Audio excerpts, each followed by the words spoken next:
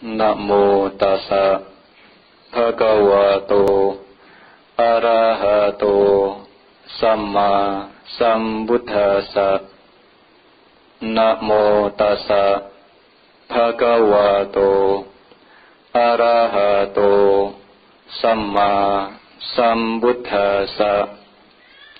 Namo tassa bhagavato arahato samma sambuddhassa. Nahitang sulabang hoti sukang dukata karinati. Kebahagiaan tidak mudah diperoleh bagi orang yang melakukan perbuatan buruk.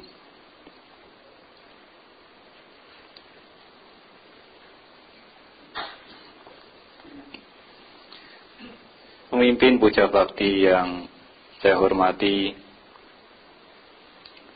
Bapak Ibu serta saudara-saudara sekalian yang berbahagia, kembali pada hari Minggu Anda meluangkan waktu untuk datang ke wihara, melaksanakan puja bakti, membaca parita, memperoleh pengetahuan Dhamma dengan mendengarkan Dhamma Desana, serta sejenak bermeditasi.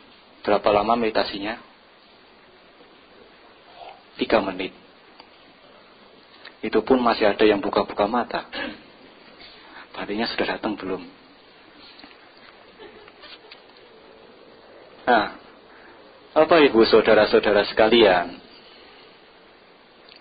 sebagai umat Buddha tentu jika tidak bisa meluangkan waktu datang ke wihara, lantas Anda mau datang kemana? Tempat ibadah umat Buddha adalah wihara. Kalau Anda salah tempatnya, berarti dipertanyakan umat Buddhanya. Nah, Bapak Ibu saudara-saudara sekalian, Guru Agung kita Buddha Gotama merupakan sesosok guru agung yang aktif dan energik. Beliau aktif membabarkan Dhamma setelah mencapai penerangan sempurna selama 45 tahun. Dan energik, semangat. Ya, diharapkan para generasi penerusnya, para murid-muridnya juga aktif dan semangat. Sang Buddha menganjurkan orang-orang, termasuk kita semua, agar menggunakan segala macam keahlian dan pengetahuan yang telah kita peroleh untuk menjalani kehidupan kita sehari-hari. Dan yang perlu diingat bahwa sebagai umat Buddha tidak seharusnya kita malas. Di sini ada yang tidak malas? Saya pikir malas ini merupakan penyakit wabah yang menular dan sering dijadikan sebagai alasan klasik untuk mau melakukan segala aktivitas yang positif. Meditasi, malas Bante. Baca parita, malas Bante. Mau datang pagi-pagi usaha, malas Bante. Semuanya memiliki penyakit malas, ya termasuk juga saya. Tetapi kadarnya tentu berbeda-beda. Dan kita juga tidak bisa berperilaku seenaknya sendiri dalam kehidupan masyarakat. Dan yang lebih penting adalah ketika kita menjadi umat Buddha, kita tidak bisa seenaknya sendiri menyalahkan agama Buddha atas kegagalan yang telah kita peroleh. Misalkan begini, wah, karena saya beragama Buddha, usaha saya tidak lancar. Wah, karena saya beragama Buddha, nilai saya jelek. Wah, karena saya beragama Buddha, saya tidak dapat pacar. Saya tidak dapat teman. Jadi, bukan terletak di masalah agama Buddhanya, tapi bagaimana Anda bisa semangat, rajin, memanfaatkan keahlian dan pengetahuan Anda dalam kehidupan sehari-hari. Bapak, Ibu, saudara-saudara sekalian, Sang Buddha mengajarkan kepada kita bahwa setiap dari kita bertanggung jawab atas perbuatan yang telah kita lakukan. Itulah hukum karma. Dan ketika kita mengetahui hal itu, maka diharapkan kita mempertimbangkan dengan hati-hati segala macam bentuk perilaku yang dapat memunculkan tindakan kejahatan. Justru sebaliknya, kita harus senantiasa melakukan kebaikan setiap saat. Setiap saat dimanapun kita berada, kepada siapapun kita berusaha untuk berbaik hati. Dan yang lebih penting ditekankan adalah kita mampu menentukan nasib kita masing-masing. Setelah Sang Buddha parinibbana atau wafat, tongkat estafet ajaran Buddha dilanjutkan, dijaga dan dibabarkan oleh para biku. Namun sayangnya belakangan ini banyak umat Buddha yang menyalahartikan peran seorang biku. Beberapa umat menganggap para biku itu ahli dalam meramal. Para biku itu memiliki berbagai macam kesaktian. Para biku itu ahli nujum seperti dukun. Dan para biku, bahkan ada beberapa yang menganggap bahwa para biku itu kerjaannya memburu, mengusir, dan menangkap hantu. Nah, ini kurang kerjaan, bukannya memburu malah diburu nanti. Bapak, Ibu, saudara-saudara sekalian, memang para biku tidak mengajarkan kepada Anda tentang cara untuk berbisnis dan berdagang. Dan juga para biku juga tidak membuka usaha sampingan dengan menjadi peramal. Contohnya meramal nasib, contohnya menerawang, contohnya membaca wajah. Nah, ini wajah saya seperti apa, Bante? Contohnya meramal garis tangan. Dan bahkan juga para biku tidak membuka usaha sampingan dengan meramal nomor undian yang besok akan keluar. Ini salah kaprah sebenarnya. Nah, Bapak, Ibu, saudara-saudara sekalian, belum sampai di situ, para biku juga bukanlah seorang ahli nujum seperti dukun yang kerjaannya berada di balik layar, kirim santet dan pelet. Kalau tidak suka, santet, Bante. Kalau suka, tolong pelet buat saya, Bante. Nah, ini kan keliru. Bantenya saja single, Anda minta jodoh dari bantenya. Masih belum cukup juga. Ada lagi. Para biku juga bukanlah sesosok orang yang berperan antagonis, berperan jahat sebagai seorang penangkap hantu dan setan dengan parita yang dibacanya. Anda mengundang Bante baca parita di rumah itu ya bukan buat ngusir hantu dan setan. Nah, lagi pula para biku juga tidak sekejam itu. Jadi hantu yang sebenarnya ada itu berada dalam pikiran Anda. Setan yang benar-benar menakutkan merupakan kekotoran batin Anda. Kebencian yang begitu mengerikan, keserakahan yang tidak habis-habis, serta kebodohan batin yang begitu membahayakan. Itulah setan yang sebenarnya bersemayam dalam diri Anda. Jika Anda tidak waspada, Anda bisa membunuh. Ya atau tidak? Karena kebencian. Jika Anda tidak waspada, keserakahan yang menguasai Anda akan merampas hak milik orang lain. Dan kebodohan batin Anda akan menjerumuskan Anda melakukan tindakan-tindakan kejahatan yang lainnya. Inilah setan yang perlu diwaspadai.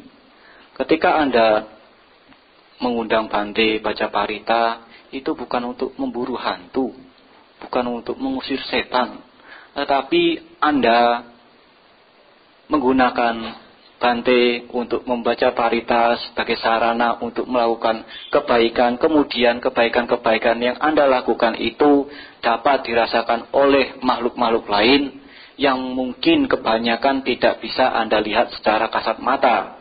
Bukannya diusir, wah nanti kalau paritanya tidak mempan, bantenya suruh nginep di rumah, umatnya tinggal di apartemen. Apa maksudnya? Nanti kalau besok nantinya kalau bante masih hidup, berarti hantunya sudah tunduk. Kalau bantenya besoknya sudah meninggal, berarti sudah makan korban, aman. Jadi bantenya mau jadikan tumbal. Ya kan nggak apa-apa bantenya kan tidak ada tanggungan anak, istri, juga tidak ada kekayaan. Kalau meninggal ya sudahlah. Bapak Ibu saudara-saudara sekalian, terkadang ketika kita berusaha untuk memahami ajaran Buddha dan berusaha untuk mempraktekkan dalam kehidupan sehari-hari, ajaran Buddha ini memang berbeda dengan ajaran-ajaran lain. Dengan demikian, ia tidak perlu disama-samakan. Pemuka agamanya saja berbeda. Agama Buddha gundul, pakai jubah pemuka agamanya. Yang lainnya jenggotnya gondrong. Ada yang menggunakan, masih memiliki rambut, masih memiliki istri, masih memiliki pasangan. Ini kan sudah tidak sama. Jalan hidupnya sudah berbeda. Jadi ya visi misinya juga berbeda. Para bante tidak mengoleksi berbagai macam jenis istri. Mungkin di kelompok spiritual yang lain bisa, boleh, dianjurkan. Ini juga sudah berbeda. Dan perlu Anda ketahui bahwa memang seorang biku tidak boleh meramal. Memang seorang biku tidak boleh melakukan tindakan-tindakan yang menjurus kepada pamer kesaktian. Tetapi jika perumah tangga Anda sekalian ingin membuka usaha sampingan dengan menjadi peramal, silahkan. Tidak dilarang. Yang dilarang adalah para biku. Kalau misalkan pemimpin puja bakti mau buka usaha sampingan dengan menjadi peramal, ya silahkan. Menjadi peramal, meramal nasib, meramal cuaca, dan sebagainya. Anda sekalian juga diperbolehkan. Tapi yang tidak diperkenankan adalah para biku. Nah, jadi kalau misalkan Anda menemui bante untuk menanyakan besok apa yang akan terjadi, untuk menanyakan nasib, untuk menanyakan nomor togel yang akan muncul, itu salah tempat. Ada jasa-jasa yang membuka biro-biro seperti itu. Nah, Anda pergilah ke sana, bukan kepada para bante. Nah, Bapak Ibu saudara-saudara sekalian, manusia umumnya banyak sekali memiliki permintaan. Dan umumnya seperti yang terdapat dalam Ita Sutta Anguttara Nikaya. Anda sudah membaca belum artikelnya? Sudah atau belum? Ya kalau begitu kan, kalau sudah Bante tidak perlu panjang lebar. Dalam Ita Sutta di situ dijelaskan bahwa Sang Buddha berbincang kepada Anathapindika, merupakan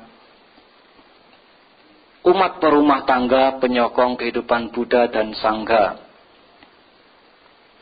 Di situ Sang Buddha berkata kepada Anathapindika, "Oh perumah tangga, ada 5 hal yang begitu diinginkan, dicintai, dan disukai, tetapi jarang diperoleh di dunia ini.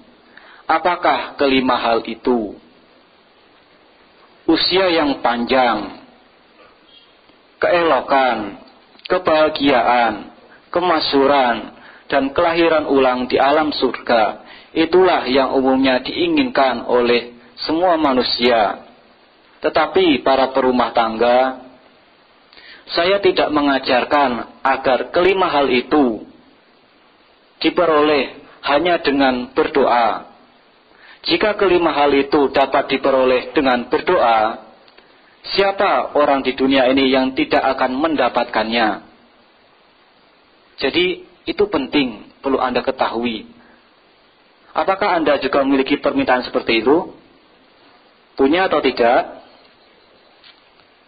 Lupa ini. Punya atau tidak? Ini adalah umumnya sering diminta oleh para manusia. Kemudian dilanjutkan, para perumah tangga tidak sepatutnya sebagai siswa agung Buddha untuk memperoleh hal itu, kelima hal itu, mereka hanya sekedar berdoa untuk mewujudkannya. Tetapi para perumah tangga dengan melakukan tindakan yang menopang terwujudnya kelima hal itu, maka lima hal itu dapat tercapai dengan mengikuti jalan kehidupan yang menopang munculnya usia panjang, munculnya keelokan, munculnya kebahagiaan, munculnya kemasyhuran dan terlahir ulang di alam surga, maka seseorang dapat mencapainya.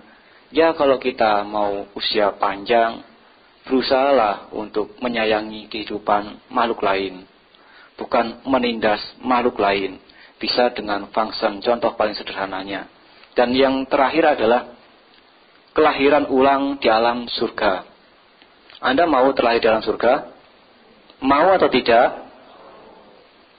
Tapi sekalipun Anda semua mau terlahir di alam surga, tidak ada seorang pun yang mau pergi mengawalinya ke sana terlebih dahulu. Mau pergi ke alam surga? Pergi ke sana duluan mau? Tidak. Tapi mau. Sekarang nggak takut kebagian. Siapa cepat dia dapat. Berlaku tidak? Tidak berlaku. Tapi mau. Ini adalah salah satu harapan yang diinginkan oleh manusia, tetapi manusia tidak segera terburu-buru untuk memenuhinya. Yang lain, 4 lainnya itu seperti usia panjang, seperti kemasyhuran, seperti bentuk yang rupawan, seperti kebahagiaan, ingin segera tercapai. Tetapi yang satu ini, ya nanti-nanti sajalah, belakangan sajalah, masih enak kok hidup di dunia ini. Nah, Bapak Ibu saudara-saudara sekalian, dari situ kita ketahui bahwa berdoa saja tidaklah cukup. Perlu praktek untuk mewujudkan agar kelima hal itu dapat terwujud. Bukan berarti yang terakhir itu terlahir dalam surga, kita harus praktek mengakhiri kehidupan agar segera terwujud terlahir di alam surga. Bukan seperti itu. Tapi banyaklah melakukan kebaikan. Nah, kemudian Bapak Ibu saudara-saudara sekalian, sekalipun 2500 tahun Buddha telah parinibbana, tetapi ajarannya masih terasa sampai sekarang dan begitu bermanfaat dalam kehidupan saat ini. Jika kita mau sejenak membaca tentang kisah-kisah para perumah tangga yang hidup di zaman Buddha, mereka memetik buah kebahagiaan dari benih-benih kebaikan yang telah mereka tabur selama melalui siklus sangsara yang begitu panjang, bukan hanya sekedar meminta. Saya pikir di sini jarang sekali ada umat yang mau membaca-baca seputar agama Buddha. Dan kebanyakan mereka mengandalkan pengetahuan yang diperoleh melalui Dhammadesana dengan datang ke wihara. Celakanya, datang ke wihara 1 minggu sekali, 1 bulan 4 kali. Jika dalam 1 bulan 4 kali itu tidak datang sekali atau 2 kali, mereka memperoleh pengetahuan Dhamma hanya 2 kali.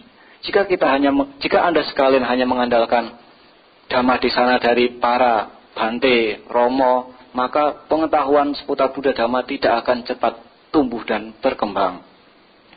Jadi Bapak Ibu saudara-saudara sekalian, di sini saya akan menceritakan salah satu perumah tangga yang hidup pada zaman Buddha. Setelah melakukan kebaikan, perumah tangga ini bertekad di dalam kebaikan yang telah ia lakukan.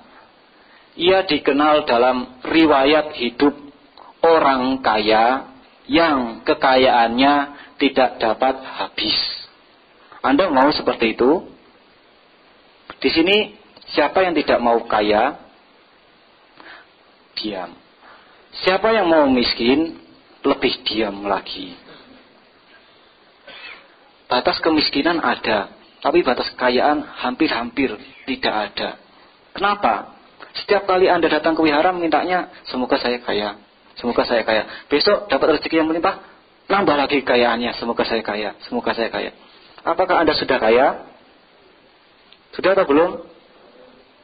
Pasti tidak akan ada yang mau mengakui, sekalipun memiliki harta yang berlimpah. Nah, Bapak Ibu Saudara-saudara sekalian, dalam kisah ini adalah perumah tangga Jotika. Di situ diartikan anak yang gemerlap. Jotika merupakan perumah tangga, salah satu dari 5 perumah tangga yang memiliki kekayaan yang tidak dapat habis. 4 perumah tangga lainnya yaitu Mendaka, Jatila, Kala, dan Punaka. Jadi Bante hanya menyampaikan yang 1, yang 4 lainnya silakan Anda cari sendiri.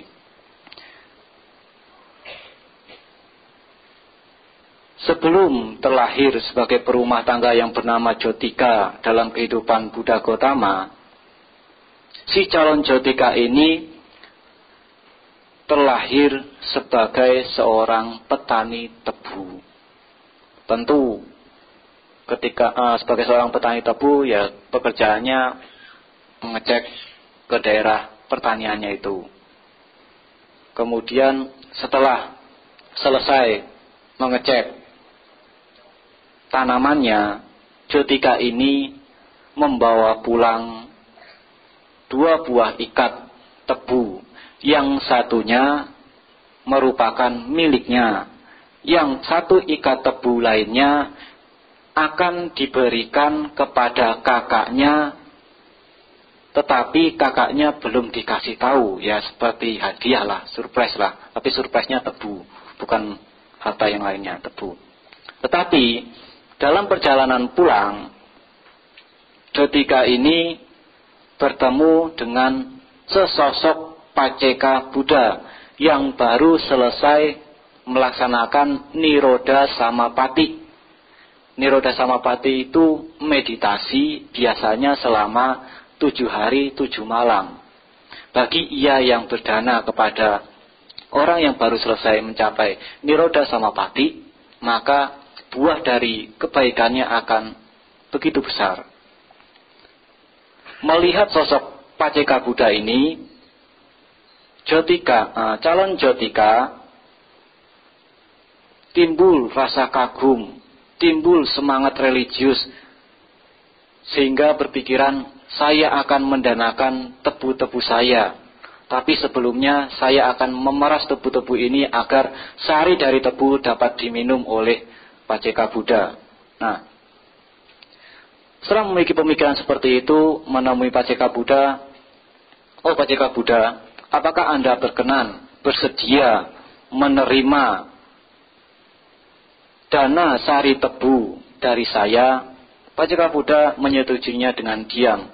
Tunggu sebentar Paceka Buddha, saya akan memeras tebu ini, kemudian sari tebu ini akan saya masukkan ke mangkuk Anda dan silahkan Anda meminumnya. Tidak lama kemudian sari tebu ini selesai, kemudian dimasukkan ke dalam mangkuk Paceka Buddha, dan Paceka Buddha pun meminum sari tebu persembahan calon Jotika ini.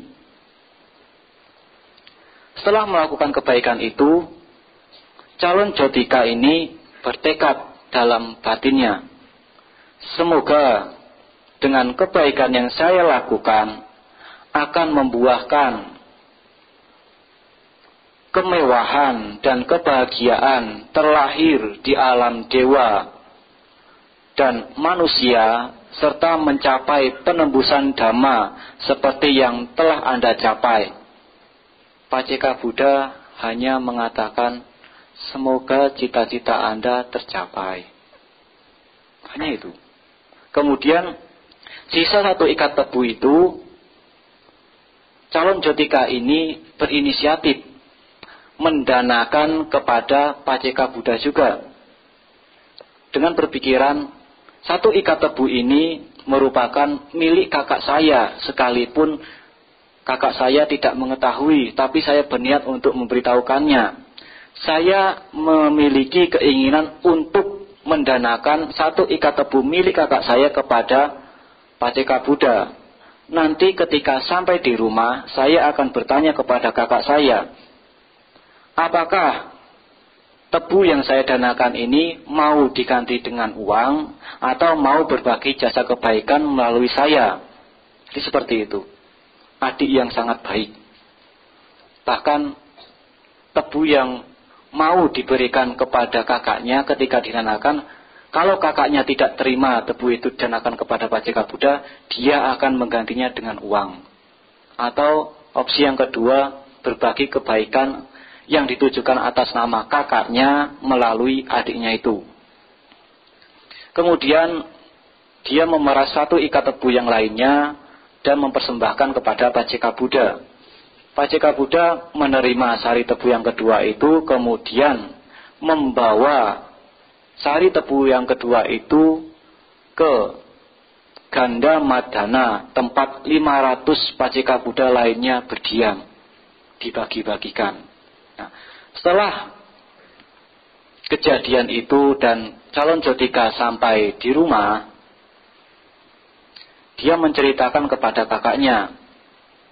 Kakaknya bertanya, dari mana saja kamu? Saya baru pulang dari lahan pertanian kita, tanaman tebu kita. Buat apa kamu repot-repot pergi ke tempat pertanian tanpa membawa tebu? Oh kakak, saya membawa 2 buah ikat tebu. Lalu mana? Ketika dalam perjalanan saya bertemu sesosok Paceka Buddha, saya mendanakan tebu 1 ikat punya saya, dan saya juga mendanakan 1 ikat tebu yang merupakan hak milik kakak. Sekarang saya bertanya, apakah kakak mau diganti rugi dengan saya membayar uang kepada kakak, atau kakak mau berbagi jasa yang telah saya lakukan atas nama kakak? Kakaknya milih yang kedua. Kakaknya milih yang kedua. Kemudian kakaknya ini bertekad, semoga dengan kekuatan kebaikan yang telah dilakukan oleh adik saya atas nama saya, dapat membuahkan pencapaian penembusan dhamma seperti yang Paceka Buddha peroleh. Nah, berbeda tekadnya. Yang pertama ingin menikmati kemewahan dan kebahagiaan di alam dewa dan surga. Yang kakaknya ingin langsung memperoleh penembusan dhamma. Jadi seperti itu. Nah, dalam kehidupan itu mereka meninggal, kemudian terlahir lagi di zaman Buddha Wipasi. Buddha Wipasi, mereka terlahir sebagai kakak adik bersaudara. Yang kakak bernama Sena, yang adik bernama Aparajita. Adik ini merupakan calon dari Jotika. Kakaknya setelah mendengarkan dhamma dari Buddha Wipasi, tumbuh keyakinan dan semangat religius untuk segera meninggalkan kehidupan duniawi menjadi biku. Kemudian Buddha Wipasi bertanya, apakah kamu memiliki saudara yang bisa mengizinkan kamu memasuki sangga? Ada, Bante. Mintalah izin kepada dia. Nah, kemudian Sena ini pulang ke rumah meminta izin kepada adiknya Aparajita. Oh adikku, setelah mendengarkan dhamma dari Sang Buddha, saya tidak bisa membendung semangat dan keyakinan religius saya untuk segera meninggalkan kehidupan rumah tangga menjadi anggota sangga. Kemudian Aparajita ini orang yang cukup cerdas. Kemudian Aparajita menjawab, "Kakak, setelah kematian ibu, saya menganggap kakak sebagai ibu saya. Setelah kematian ayah, saya juga menganggap kakak sebagai ayah saya. Nanti ketika kakak pergi meninggalkan kehidupan duniawi, saya akan bersama siapa?" Kemudian kakaknya, "Saya harus segera menjadi seorang biku." Adiknya lagi menjawab, "Oh kakak, ketika Anda masih menjadi berumah tangga, kakak masih bisa tetap melakukan kebaikan. Betul atau tidak? Kakak masih bisa melakukan kebaikan sekalipun tidak menjadi biku. Betul atau tidak? Betul. Tetapi setelah melakukan, ya istilahnya, negosiasi yang panjang, akhirnya Sena diizinkan oleh adiknya menjadi seorang biku di bawah bimbingan Buddha Wipassi. Tidak lama kemudian mencapai penembusan arahat. Itu kakaknya. Tadi kakaknya bertekad, semoga dengan kebaikan yang dilakukan, saya dapat mencapai penembusan dhamma. Berbeda dengan adiknya. Adiknya nanti dululah bersenang-senang di alam dewa dan manusia, kemudian mencapai penembusan dhamma. Nah, ketika kakaknya telah menjadi biku, panggilannya berubah.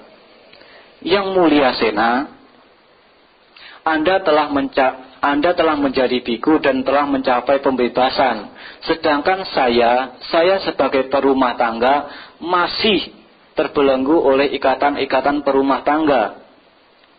Saya ingin mendapat saran dari Anda, apakah yang perlu saya lakukan, jasa baik apakah yang perlu saya lakukan agar membuahkan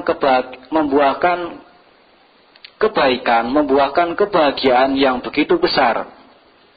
Kemudian Sena, yang mulia Sena, menasihati adiknya, kamu berdanalah kuti kepada Buddha Wipassi. Sena dan Aparajita ini terkenal sebagai orang yang sangat kaya. Nah, mengikuti anjuran yang mulia Sena, Aparajita membangun kuti yang begitu megah. Setiap ornamennya dihiasi batu permata, 7 jenis batu permata, baik itu pilar-pilarnya, baik itu dinding-dindingnya, dinding penyangganya, atap-atapnya, ornamen-ornamen lainnya dihiasi oleh batu permata yang begitu mewah dan megah, yang berkilauan. Tidak sampai di situ, di bagian pagar-pagarnya pun juga dihiasi oleh batu permata. Dan di bagian halaman kuti yang dipersembahkan kepada Buddha Wipassi itu disebar berbagai macam jenis batu permata setinggi lutut. Jadi karena kekuatan keyakinan dan semangat religiusnya untuk memperoleh buah besar dari kebaikan itu, Sena berdana begitu banyak. Aparajita berdana begitu banyak. Setelah semuanya selesai, kemudian Aparajita ini mengundang Buddha Wipassi untuk datang ke kuti tersebut. Kemudian Sena melakukan pernyataan, "Oh Buddha, semoga Buddha menerima persembahan kuti yang saya bangun." Tetapi Buddha tidak menjawabnya. Untuk kedua kalinya Aparajita melakukan pernyataan, "Oh Buddha, semoga Buddha mau memasuki dan menerima kuti yang saya bangun." Tetapi Buddha masih tetap diam. Untuk ketiga kalinya pernyataan yang sama, jawaban juga sama. Ada yang tahu kira-kira kenapa Buddha diam? Persembahan Aparajita ini begitu luar biasa megah dan mewah. Di dalam kuti, di dalam bangunan, di berbagai macam halaman terdapat 7 jenis permata yang berharga. Dan tempat tinggal Buddha merupakan tempat tinggal yang terbuka bagi setiap orang yang ingin keluar masuk menemui Buddha, mendengarkan Dhamma. atau berbincang-bincang seputar dhamma. Jadi Sang Buddha berpikir bahwa ketika nanti para perumah tangga lainnya datang ke wihara bertemu dengan saya, mendengarkan dhamma, berdiskusi tentang dhamma, kemudian mengambil, mencuri salah satu dari permata yang bertebaran ini, nanti aparajita akan mencela saya. Karena pikiran buruk mencela saya akan menimbulkan buah buruk terlahir di alam apaya. Itu alasannya. Jadi kemudian Buddha Wipassi menatap Yang Mulia Sena, dan Yang Mulia Sena mengetahui maksud dari Buddha Wipassi, kemudian memberitahukan adiknya, tolong perbaiki pernyataanmu. Kemudian adiknya memperbaiki pernyataannya, oh Buddha, semoga Buddha berkenan menerima persembahan kuti yang saya bangun beserta isinya tanpa mempedulikan permata-permata yang bertebaran di sekitar halaman dan di bangunan yang saya persembahkan ini. Nah, dengan pernyataan itu Sang Buddha menyetujui, kemudian tinggal di kuti itu. Tidak sampai di situ, aparajita membuat langkah-langkah yang baik. Aparajita menemui penjaga dan berkata kepada penjaga, oh penjagaku, tolong peringatkan kepada umat-umat yang datang, jika mereka mengambil permata ini kemudian memasukkan ke dalam kantong, ke dalam saku atau ke dalam wadah, tolong dilarang dan diambil. Nah, setelah memerintah pasukannya ini, aparajita pergi ke alun-alun kota melakukan pengumuman bagi siapapun rakyat di kerajaan ini atau siapapun juga yang ingin berkunjung bertemu Buddha dipersilahkan, dan yang ingin mengambil permata yang bertebaran di halaman setinggi lutut itu juga dipersilahkan. Bagi Anda yang miskin, silahkan mengambil permata dengan 2 buah genggam tangan. Bagi Anda yang kaya, silahkan mengambil 1 buah genggam tangan permata. Tetapi Anda tidak diperbolehkan mengambil dengan memasukkan ke dalam kantong, dengan memasukkan ke dalam wadah, dengan memasukkan ke dalam saku. Itu adalah pengumuman dari aparajita. Dia seorang perumah tangga yang cukup cerdas. Kenapa melakukan pengumuman seperti itu? Agar tidak terjadi tindakan pencurian. Jika para perumah tangga yang datang ke wihara kemudian melakukan tindakan pencurian, maka buah dari karma buruknya akan begitu besar. Mencegah tindakan pencurian dengan mengizinkan bagi siapapun yang merasa miskin, silahkan mengambil 2 buah genggam permata. Bagi yang kaya, silahkan hanya mengambil 1 buah genggam saja. Sekarang pertanyaannya, jika pernyataan tersebut disampaikan di sini, apakah Anda termasuk orang yang bisa dipercaya? Yang merasa miskin silahkan mengambil 2 buah genggam permata. Yang merasa kaya silahkan mengambil 1 buah genggam permata. Nanti pasti Bante jamin banyak orang yang mendadak miskin. Sama seperti negara kita. Bantuan-bantuan yang seharusnya diberikan oleh mereka orang yang miskin, orang yang kaya pun berebut untuk memperolehnya dan mendadak berubah menjadi miskin. Padahal itu bukan hak miliknya, hak milik orang yang miskin. Selain itu, dari pengumuman itu juga bisa memberikan kita pelajaran mengukur seberapa besar tingkat keserakahan Anda. Mengukur apakah Anda bisa sebagai orang yang bisa dipercaya. Jadi seperti itu. Kemudian aparajita melakukan pengumuman lagi, masih disambung. Jika permata yang setinggi lutut itu habis, tenang saja, saya akan menambahkannya untuk sesi yang kedua sebanyak setinggi lutut juga. Jika sesi yang kedua habis, maka saya akan menambahkannya untuk sesi yang ketiga setinggi lutut juga. Jadi tidak perlu berebut. Nah, itu adalah kedermawanan dari aparajita. Tetapi ada syaratnya. Tidak boleh dimasukkan ke dalam kantong, tidak boleh dimasukkan ke dalam wadah, tidak boleh dimasukkan ke dalam saku. Kan biasanya kalau orang jangankan permata, kadang-kadang makanan pun yang harusnya coba makan untuk diri sendiri dulu, ini untuk siapa, ini untuk siapa. Ya, cobalah untuk berusaha mengikis keserakahan. Apakah Anda orang yang bisa dipercaya hanya membawa 1 genggam atau 2 genggam permata tanpa memasukkannya ke dalam kantong?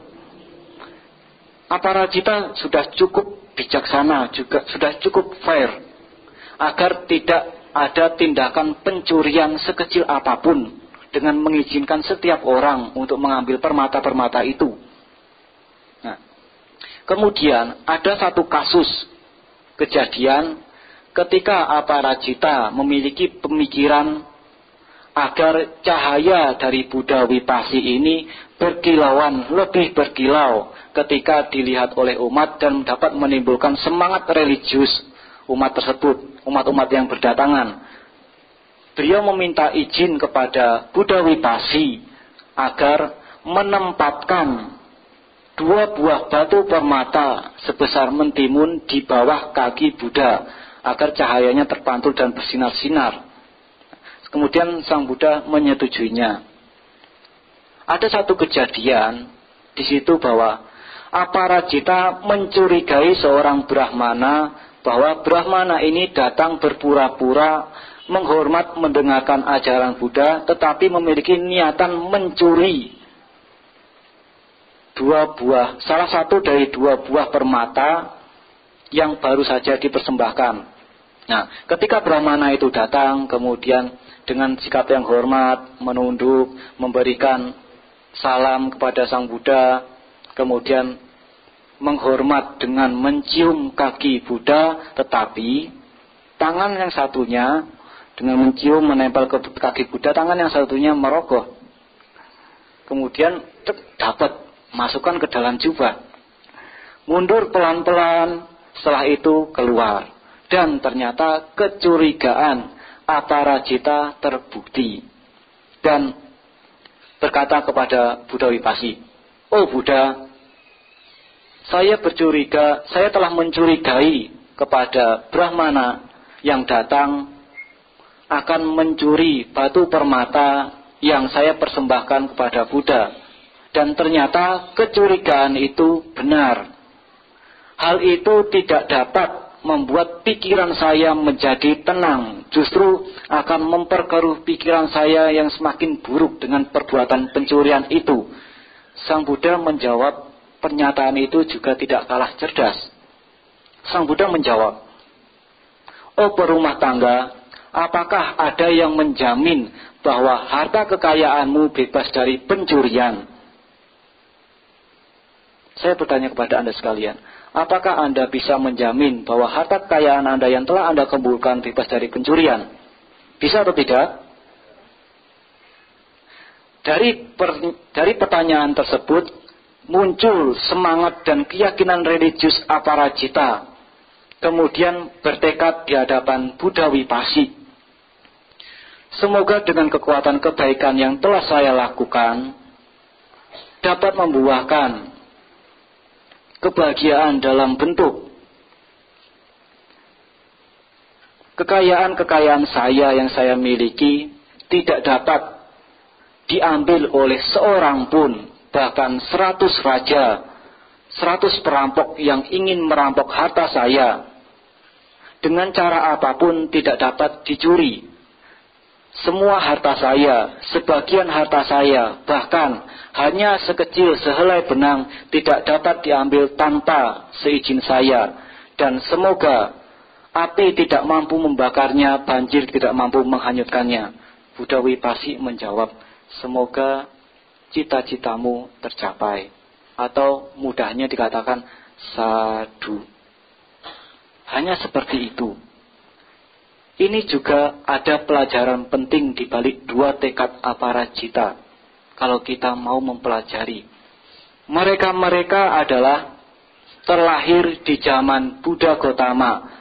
Sekalipun mereka terlahir di zaman Buddha Gotama, mereka tidak serta-merta bertemu Buddha kemudian meminta berbagai macam permohonan. Oh Buddha, semoga saya memperoleh harta yang melimpah. Bukan seperti itu. Meminta permohonan, oh Buddha, berikanlah saya harta yang berlimpah. Oh Buddha, berikanlah saya kesehatan. Oh Buddha, berikanlah saya usia panjang. Oh Buddha, berikanlah saya kesehatan dan kekuatan. Tidak. Mereka tidak meminta-minta kepada Buddha. Tetapi mereka menggunakan Buddha sebelumnya atau Buddha yang akan datang sebagai sarana untuk melakukan berbagai macam kebaikan. Buddha bukan merupakan sosok pengabul segala macam permintaan, tetapi Buddha adalah sesosok guru agung yang dapat dijadikan sarana untuk menabur berbagai macam benih kebaikan. Itu ketika mereka terlahir di zaman terlahir di zaman kehidupan Buddha. Nah, sekarang 2500 setelah Buddha Gotama parinibbana, ironisnya umat-umat yang tidak terlahir di zaman Buddha hanya kebagian ajaran dhammanya menjadi peminta-minta di hadapan Buddha. Nah, bagaimana jika Anda terlahir di zaman Buddha? Apakah semangat religius sama seperti saat ini, menjadikan Buddha sebagai sosok pengabul, bukan menjadikan Buddha sebagai sarana melakukan kebaikan? Ini merupakan pelajaran penting dari dua buah tekad yang dilakukan aparajita. Aparajita, calon jotika, bertekad di dalam kebaikan yang telah dia lakukan di hadapan Buddha, bukan meminta-minta kepada Buddha harta yang berlimpah. Maaf saja, ketika Buddha Gotama belum menjadi Buddha, beliau adalah seorang pangeran. Tentu saja seorang pangeran itu memiliki harta yang berlimpah. Dan ketika memutuskan menjadi seorang petapa, harta kekayaannya ditinggalkan hingga akhirnya mencapai Buddha. Nah, sekarang uniknya umatnya meminta harta kekayaan kepada Buddha, sedangkan Buddha sendiri meninggalkan semua harta kekayaannya. Kan keliru. Jadi Bapak Ibu Saudara-saudara sekalian, inilah pentingnya pandangan benar sama didik. Di dalam rumusan Jalan Mulia berunsur 8, sama didiklah yang perlu diperbaiki. Pandangan benar. Anda bisa bertekad dengan perbuatan-perbuatan baik yang telah Anda lakukan. Setelah melakukan perbuatan baik, silakan Anda bertekad. Umumnya yang Anda inginkan adalah harta yang melimpah, kesehatan, kekuatan, dan umur panjang. Itu bukan masalah yang besar, tetapi yang menjadi persoalan adalah silakan melakukan perbuatan baik terlebih dahulu, kemudian bertekadlah di dalam kebaikan yang telah Anda lakukan. Seperti itu. Nah, setelah meninggal pada zaman Buddha Wipasi, aparajita ini terlahir sebagai jotika di zaman Buddha Gotama. Ketika jotika ini lahir, ada fenomena yang aneh. Ketika bayi ini lahir, semua harta dan pusaka kerajaan dan rakyat di bawah kekuasaan Raja Bimbisara menyala berkilau-kilau sinarnya. Kemudian Raja Bimbisara ini takut dan bertanya, fenomena apakah yang terjadi hari ini? Oh Paduka yang mulia, ada seorang calon pelayan baru yang lahir pada hari ini. Apakah hal ini menandakan hal yang buruk? Bukan yang mulia. Apakah si bayi itu akan menjadi calon perampok? Karena takut. Bukan yang mulia, karena jasa baiknya yang begitu luar biasa sehingga membuatkan fenomena ini terjadi. Kalau begitu benar adanya, rawatlah bayi itu, kemudian biaya perawatannya saya tanggung. Ditanggung oleh raja dan dinamakan Jotika, anak yang gemerlap. Singkat cerita, Jotika ini tumbuh dan besar, kemudian ketika ingin hendak dibuatkan tempat tinggal, Dewa Saka turun ke bumi. Jadi Bapak Ibu saudara-saudara sekalian, ketika Anda banyak sekali menimbun jasa kebaikan, banyak sekali melakukan kebaikan melalui ucapan, pikiran, dan badan jasmani, tanpa diminta pun para dewa akan senantiasa berbahagia dan menjadi pelindung Anda. Dewa Saka turun ke bumi kemudian menyamar sebagai seorang tukang kayu, bukan kontraktor ya, mengambil alih bangunan, bukan. Kemudian bertanya kepada yang ingin membangun bangunan tersebut, apakah yang akan Anda lakukan? Oh tukang kayu, saya ingin membangun bangunan istana untuk Jotika. Serahkan semua itu kepada saya, biar saya yang membangunnya. Dengan kekuatan kesaktiannya, Saka membuat istana 7 lantai yang berhiaskan batu permata di setiap sudut bangunannya, dan membuat pagar bersegi 7.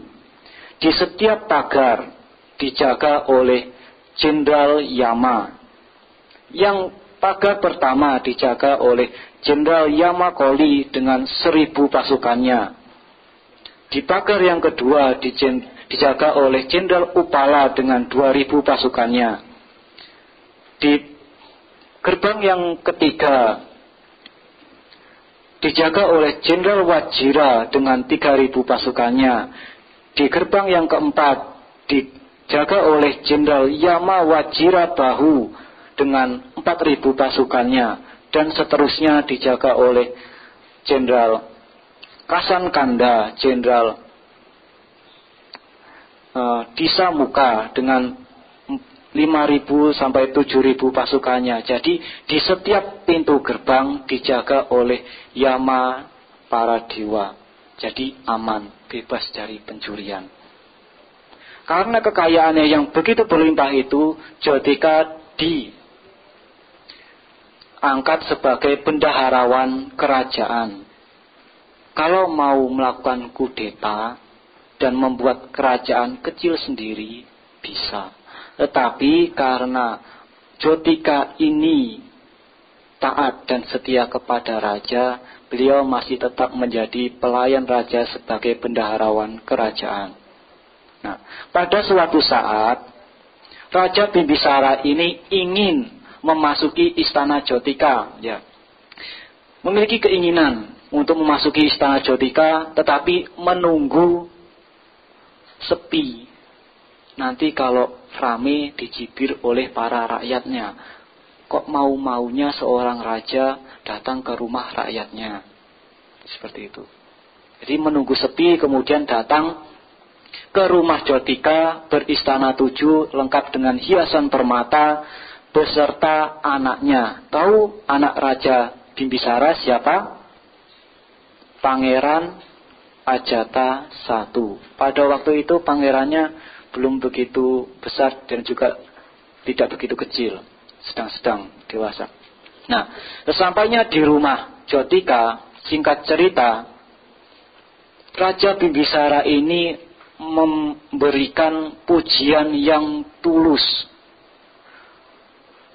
Luar biasa bagus dan megah sekali istanamu, oh bendaharawan Raja Jotika. Terima kasih Raja. Mana ada seorang pemimpin yang mau memuji dengan tulus bawahannya. Nah, tetapi tidak dengan Pangeran Ajata I. Pangeran Ajata I memiliki pemikiran yang buruk, dasar ayah yang tidak tahu diri. Seorang rakyatnya dibiarkan memiliki istana yang begitu megah terbuat dari permata, sedangkan raja penguasa rakyatnya hanya tinggal di istana yang terbuat dari kayu. Nanti jika saatnya tiba tahta kerajaan menjadi milik saya ingin merebut dan menguasai rumah, istana, kekayaan Jotika ini, pikiran buruknya muncul. Dan Pangeran Ajatasattu ini terkenal kuat. Diceritakan bahwa ketika dia berdiri mampu melompat setinggi 80 lengan. Itu kekuatannya. Nah, setelah tahta kerajaan diperoleh oleh Raja Ajatasattu, oleh Pangeran Ajatasattu, Pangeran Ajatasattu ini menjadi seorang raja, kemudian melancarkan rencananya. Pada saat itu hari Uposatha. Biasanya hari Uposatha dalam kehidupan Buddha, mereka datang ke wihara melaksanakan atasila, kemudian mendengarkan dhamma, bermeditasi dan lain sebagainya seharian di wihara. Nah, Jotika ini melaksanakan atasila, mendengarkan dhamma, bermeditasi, diam dalam kedamaian. Sedangkan Raja Ajatasattu sedang terbakar oleh keserakahan, terbakar oleh ambisi untuk menguasai harta Jotika. Yang satunya tenang dan damai, yang satunya terbakar oleh keserakahan. Sangat berbeda. Sesampainya di depan gerbang pertama pintu istana Jotika, Raja Ajatasattu beserta ribuan pasukannya mendadak berhenti ketakutan. Kenapa? Karena dinding-dinding pagar tersebut terbuat dari permata. Wajah para pasukan itu memantul ke dalam dinding-dinding sebanyak jumlah pasukan Raja Ajatasattu, seperti seolah-olah akan terjadi perang besar. Nah, kemudian sesosok Jenderal Yamakoli muncul dan hanya dengan dikatakan meniupkan satu tiupan semuanya lari tunggang langgang, termasuk juga Raja Ajatasattu yang lari tergopoh-gopoh menuju wihara Buddha. Kemudian bertemu dengan Jotika. Di situ adalah kesempatan muncul semangat religius Jotika. Bertemu dengan Raja Ajatasattu. Kemudian Jotika bertanya, "Oh, kenapa tuanku Raja yang mulia, Anda kelihatan begitu buruk sekali, begitu terburu-buru, begitu tergesa-gesa. Apakah kejadian yang menimpa diri Anda?" Kamu Jotika, jangan berpura-pura menjadi seorang yang damai. Apa yang kamu lakukan? Hari ini adalah hari Uposatha. Saya melaksanakan 8 sila, berdiam diri di wihara Buddha. Kamu jangan berpura-pura sebagai seorang yang berdiam diri, sedangkan kamu mempersiapkan ribuan pasukan untuk melawan saya. Oh Raja yang mulia, saya tidak menyiapkan pasukan apapun untuk menjaga istana saya. Apakah Raja ingin hendak mengambil dan menguasai istana saya? Ya Jotika, saya ingin menguasai dan mengambil alih seluruh hartamu, dan bahkan saya tidak akan mengizinkan dirimu untuk menempati tempat tinggalmu bahkan hanya dalam waktu sehari. Jika itu merupakan niat Raja, Raja tidak akan sanggup untuk mengambilnya. Bahkan seorang pun, tidak 100 raja pun, tidak 100 perampok pun yang dapat mengambil alih harta saya. Semua harta saya, sebagian harta saya, bahkan hanya sehelai benang tanpa seizin saya. Tidak bisa Jotika, saya adalah seorang raja. Saya memiliki kekuasaan atas rakyat saya, jadi saya bisa kapan saja menguasai harta milik rakyat saya. Jika raja tidak percaya dengan apa yang saya katakan, di jari-jari saya terdapat 20 cincin yang berharga. Silakan raja mengambilnya tanpa saya beri izin. Disodorkan jarinya. Silakan suka raja ambil. Tidak bisa diambil. Kemudian Jotika meminta permohonan. Oh Raja, tolong bukalah jubah Anda, kemudian dibabarkan. Saya akan memberikan 20 cincin ini dengan seizin saya. Ketika tangannya direntangkan, cincin-cincin itu jatuh di jubah-jubah Raja Ajatasattu. Nah, dari situ muncul semangat religius Jotika. Ini adalah kesempatan baik saya untuk meninggalkan kehidupan rumah tangga dan menjadi biku. Nah, ceritanya berlanjut. Sebentar lagi selesai.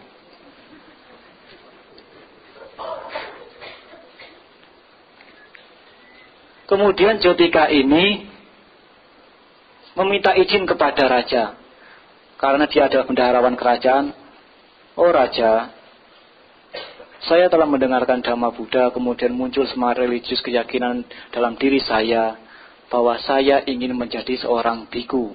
Gimana kira-kira respon raja? Senang atau tidak? Orang menyiapkan ribuan pasukan saja tidak bisa dikalahkan, apalagi ini meminta izin menjadi biku. Ketika meminta izin menjadi biku, tentu saja hartanya akan ditinggalkan. Apakah Raja Baginda mengizinkan saya menjadi seorang biku? Nah, wah, ini kesempatan saya untuk menguasai seluruh harta Jotika.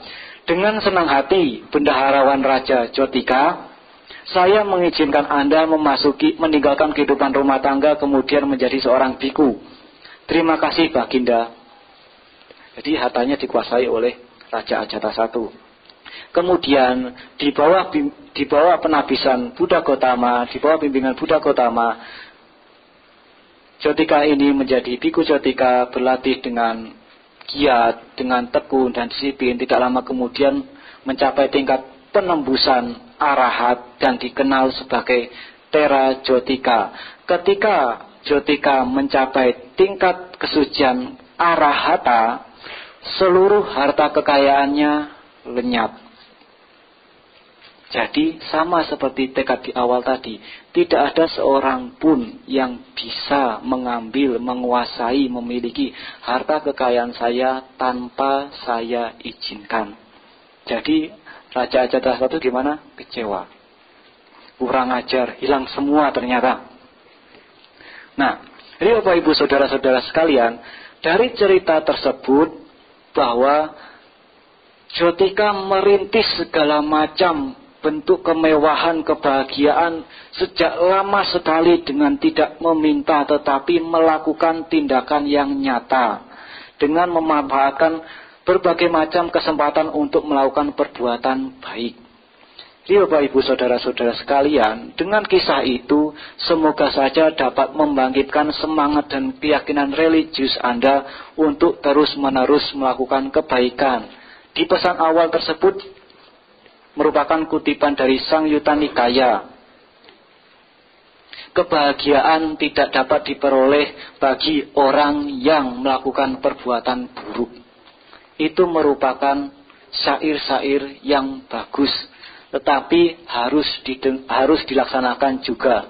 Kita tidak akan memperoleh berkah dengan hanya sekedar membacanya berulang-ulang tanpa mempraktekannya. Kita tidak dapat memunculkan cinta kasih jika setiap hari kita menuruti emosi negatif berupa kebencian. Kita tidak akan bisa mengikis keserakahan jika kita terus-menerus memiliki keserakahan yang begitu besar. Keserakahan dapat dikikis dengan kedermawanan, kebencian dapat dikikis dengan cinta kasih. Jadi Bapak Ibu Saudara-saudara sekalian, jika Anda menginginkan berkah, jangan hanya sekadar berdoa dan meminta, mengulang-ulangnya terus-menerus, tetapi Anda perlu mempraktekannya, perlu mengusahakannya. Ketika ada kesempatan berkah itu muncul, maka lakukanlah. Dengan demikian, kita bisa menjadi pelindung bagi diri kita masing-masing. Sang Buddha mengajarkan atahi atano nato. Dirimu adalah pelindung bagi dirimu sendiri. Di kehidupan kita menawarkan berbagai macam pilihan. Kesempatan untuk melakukan perbuatan baik begitu besar pintu terbuka. Demikian pula kesempatan untuk melakukan perbuatan buruk dapat leluasa kita lakukan. Pilihan ada di tangan kita. Dunia menawarkan berbagai macam pilihan. Pilihlah yang baik, bukan yang buruk. Jadilah orang yang banyak kebaikan, bukan menjadi orang yang banyak keburukan. Itu adalah saran yang disampaikan oleh Guru Agung kita Buddha Gotama. Jadi Bapak Ibu, saudara-saudara sekalian, satu hal yang ingin disampaikan adalah, bagi saya pribadi, Guru Agung kita, Buddha Gautama adalah sesosok guru yang mampu menginspirasi untuk terus-menerus menjadi muridnya, mempraktekkan ajarannya, dan senantiasa berjalan di dalam dhamma yang telah dibabarkannya. Saya sebagai biku adalah murid Buddha, Anda sebagai perumah tangga adalah murid Sang Buddha. Jalan hidup saya adalah berusaha mempraktekkan ajaran Buddha sebagai biku.